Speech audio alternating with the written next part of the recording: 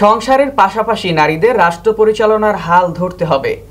নারীদের অধিকার প্রতিষ্ঠার জন্য আমাদের দল সবসময় কাজ করেছে, তাই সবাইকে ধানের শীষে ভোট দিতে হবে। চ্যানেল এইচ-এর স্টাফ রিপোর্টার আব্দুল ওহাবের পাঠানো তথ্য ভিডিওচিত্রে থাকছে বিস্তারিত। বৃহস্পতিবার 18 সেপ্টেম্বর দুপুর 12টায় সাতক্ষীরার তালা উপজেলার পাটকেলঘাটা কুমিরা ফুটবল মাঠে অনুষ্ঠিত মহিলা সমাবেশে এসব কথা বলেন বাংলাদেশ জাতীয়তাবাদী মহিলা দলের সভাপতি আফরোজা আব্বাস। বাংলাদেশ জাতীয়তাবাদী মহিলা দলের আয়োজিত সমাবেশে উদ্বোধক হিসেবে উপস্থিত ছিলেন সাতক্ষীরা 1 আসনের সাবেক এমপি ও কেন্দ্রীয় কমিটির প্রকাশনা বিষয়ক সম্পাদক হাবিবুল ইসলাম হাবিব।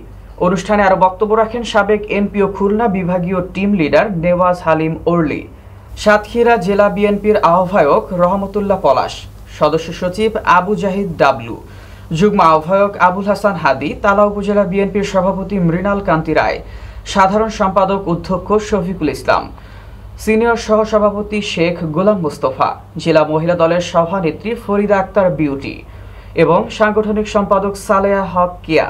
সমাবেশে সভাপতিত্ব করেন তালা উপজেলা মহিলা দলের আহ্বায়ক মেহরুল নেসা।